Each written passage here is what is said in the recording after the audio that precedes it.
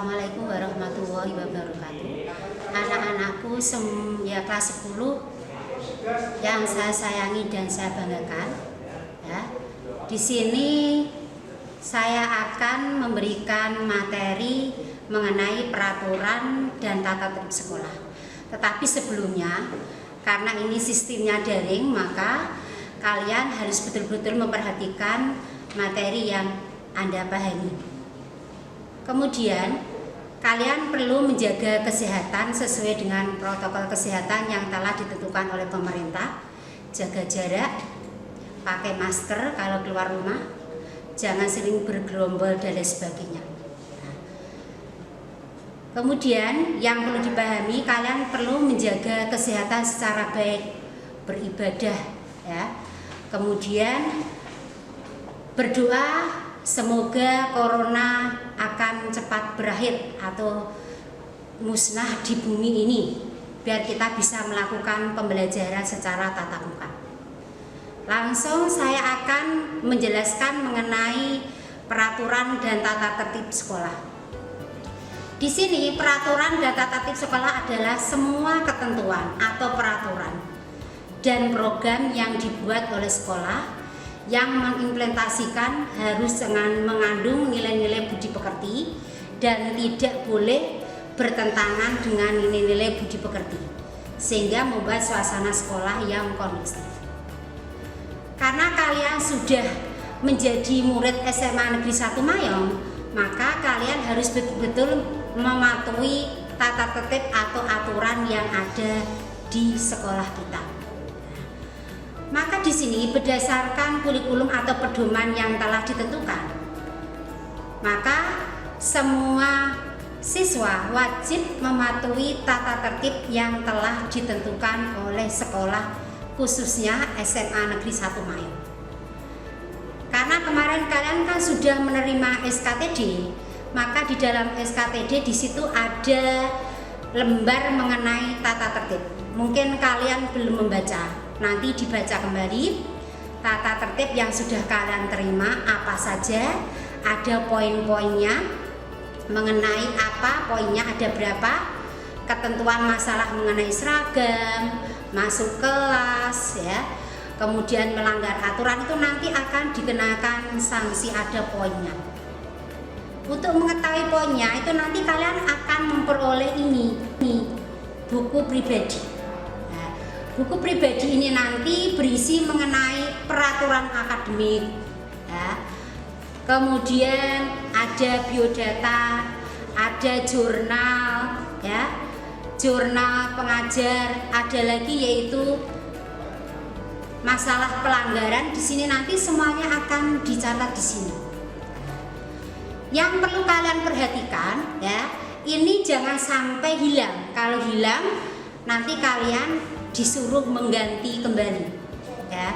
Ini saya mohon, kalau nanti sudah dapat buku pribadi, kalian harus betul-betul membawa buku ini, jangan sampai hilang.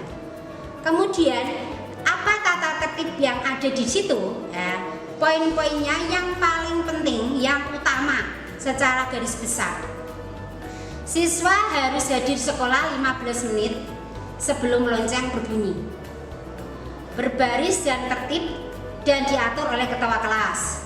Sebelum pelajaran dimulai dan pada akhir pelajaran, anak berdoa sesuai dengan kepercayaannya masing-masing. Siswa-siswi harus selalu mengikuti upacara sekolah dengan tertib. Siswa-siswi harus memakai pakaian yang rapi, bersih, seragam sekolah yang telah ditentukan sesuai dengan hari-harinya. Kemudian siswa-siswi yang berpakaian seragam, baju kemeja harus masuk ke dalam. Tidak dibenarkan berkuku panjang, rambut gondrong bagi anak wanita dilarang memakai perhiasan yang menyolok ke sekolah. Selalu hormat kepada tamu yang hadir di sekolah.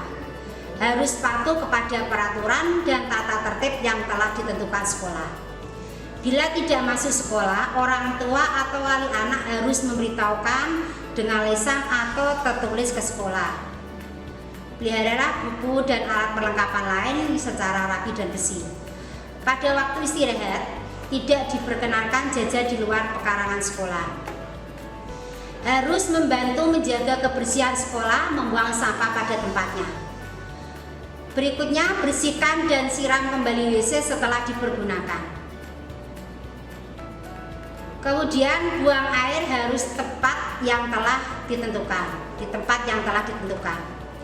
Dilarang mencoret-coret bangku, meja, kursi, jendela, dan tembok. Jaga pelihara tanaman yang ada di pekarangan sekolah. Dilarang keras merokok. Tidak dibenarkan membawa uang jajan berlebihan. Harus menjaga nama baik sekolah dimanapun berada.